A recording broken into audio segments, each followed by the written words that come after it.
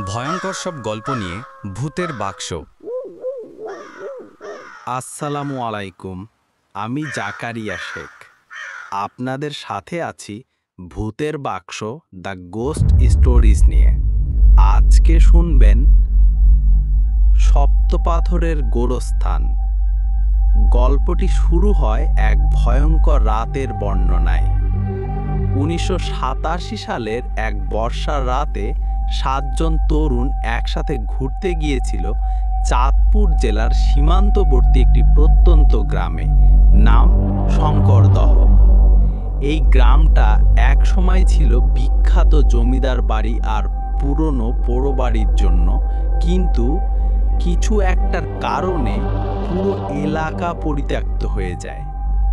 তারা শহর থেকে ছুটি নিয়ে এসেছিল একটু নির্জনে সময় কাটাতে। তাদের মধ্যে ছিল রনি, সুজন, তানিম, সাব্বির, মিলন, হেমন্ত আর মেয়ে সদস্য তমা।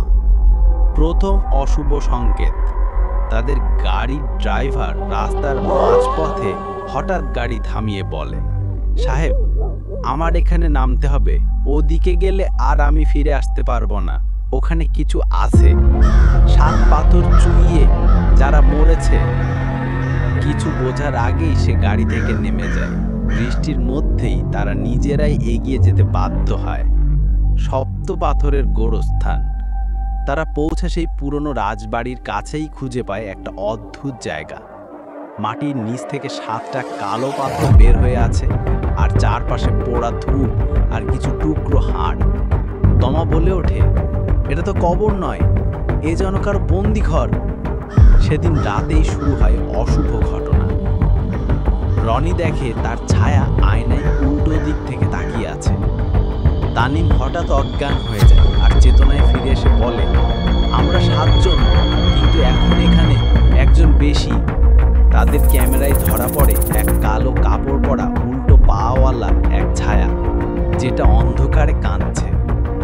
রাত বাড়ার সঙ্গে সঙ্গে একে একে মিলন, হেমন্ত আর সুজন অদ্ভুতভাবে খুন হয়।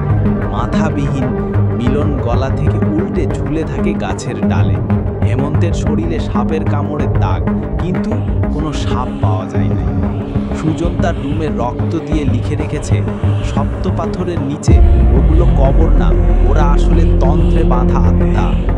তারপর তারা উদ্ধার পায় এক বৃদ্ধ ফকিরের মাধ্যমে।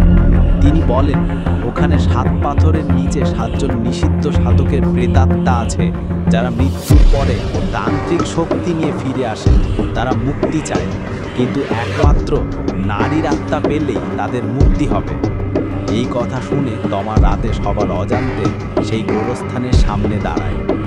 আমার আত্মা নাও, কিন্তু বাকিরা যেন বেঁচে যায়। সেই রাতেই ভয়ঙ্কর চিৎকারে আকাশ কেঁপে ওঠে। তমার খোঁজ কেউ আর কোনো দিন পায় না। আজও কেউ যদি শঙ্করদহের পথে পড়ে, তবে শুনে রাখুন, যদি 7 পাথর একসাথে মাটির উপর উঠে আসে, বুঝে নিও তারা আবার কারো আত্মা খুঁজছে। ভুল করেও কোনো মেয়েকে নিয়ে সে পথে যেও না, কারণ তারা এখনো মুক্ত হয়নি।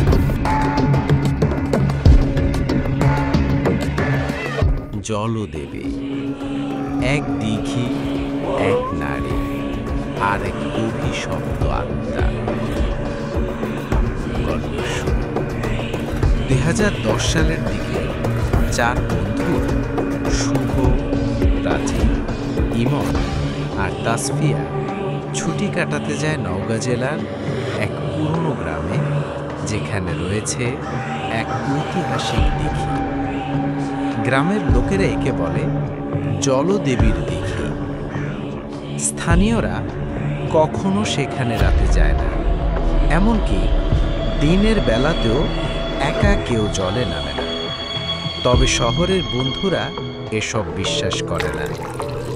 তাদের বাড়িওয়ালি দাদিমার মতো বয়সী এক বৃদ্ধা তাদের বারবার সতর্ক করে দেয়, পানির নিচে এক নারী বাস করে, সে মরেও মরে নাই, সে ভালোবাসা চায়, আর যাকে পায় তাকেই টেনে নেয়। তবুও কে শোনে কার কথা? বন্ধুরা রাতে দিঘির পাশে ঘুরতে যায়, আর তখনই ঘটে অদ্ভুত ঘটনা। ইমন দেখতে পায় দিঘির পানির উপর একটি নারীর সাদা শাড়ি ভেসে উঠছে, যেন কেউ জলের নিচ থেকে তাকিয়ে আছে। তাসফিয়া শুনতে পায় নাম ধরে ডাক, আসো, আমি তোমার অপেক্ষায়। রাজীব হঠাৎ বলে ওঠে, আমি তাকে চিনি, সে আমায় ডেকেছে। এবং সে হাঁটতে হাঁটতে দিঘির দিকে এগিয়ে যেতে থাকে, যেন সম্মোহিত। সবার চোখের সামনে রাজীব পানিতে ডুবে যায়। ডুবে যাওয়ার সময় তার মুখে হাসি ছিল। পরের দিন গ্রামের এক পাগল ছেলে আসে তাদের কাছে, তার গায়ে মাটি, চোখে ভয়। সে বলে, জলদেবী আসলে ছিল এক রাজকন্যা, যার প্রেমিক তাকে প্রতারণা করে খুন করে এখানকার দিঘিতে ফেলে দেয়। সে প্রতিজ্ঞা করেছিল, যতদিন না কোনো পুরুষ নিজ ইচ্ছায় তার ভালোবাসা গ্রহণ করে, সে এভাবে প্রতি পূর্ণিমায় একজনকে নিয়ে যাবে। শুনেই তারা পালাতে চায়, কিন্তু খুব দেরি হয়ে গেছে। পূর্ণিমার ভয়ালো রাত। সেদিন ছিল পূর্ণিমা। হঠাৎ তাসফিয়া নিখোঁজ হয়ে যায়।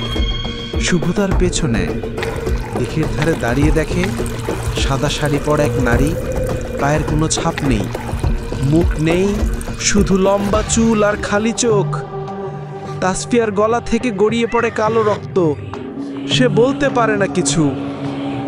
তখনই শুভ তার গায়ে দোয়া পড়া তাবিজ ছুঁড়ে মারে। মুহূর্তে জলের মধ্যে কাঁপন শুরু হয়। এক বিকট চিৎকার, আর দিঘির পানি লাল হয়ে যায়। বাড়িওয়ালি দাদি এরপর তাদের হুজুরের কাছে নিয়ে যায়। তাবিজ, ঝাড়ফুঁক আর পানি পাড়ার মাধ্যমে তাসফিয়ার মধ্যে ঢুকে পড়া আত্মাকে বের করা হয়। হুজুর বলেন, এই আত্মা অভিশপ্ত, কিন্তু এখনো শান্ত হয়নি।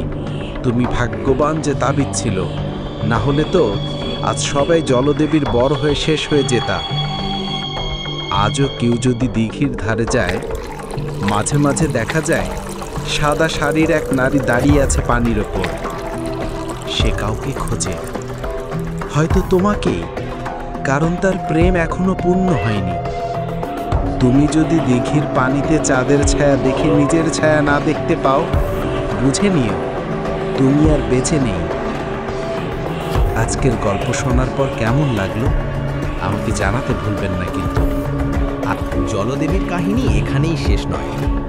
এই গ্রামে আজও রাত নামলে কেউ পুকুরের ধার মারায় না। আপনারা যদি কখনো সেই গোরস্থানের কাছে যান, দেখে নিয়ে কবরের মাঝখানে হাতটা আবার না উঠে আসে। ভয় লাগলো? তাহলে ভূতের বাক্সে থাকুন। আরও ভয়াবহ গল্প নিয়ে ফিরছি ঠিক রাত 9টায়। ভালো লাগলে লাইক দিন, কমেন্টে লিখে জানান পরের গল্পে আপনি কাকে চান, ভূত, পেতনি না জলদেবীর অভিশাপ। এই রকম আরও রহস্যময় ও ভয়ঙ্কর গল্প পেতে সাবস্ক্রাইব করুন ভূতের বাক্স চ্যানেলটি, আর বেল আইকন বাজিয়ে রাখুন, কারণ ভয় আসবে ঠিক রাত 9টায়।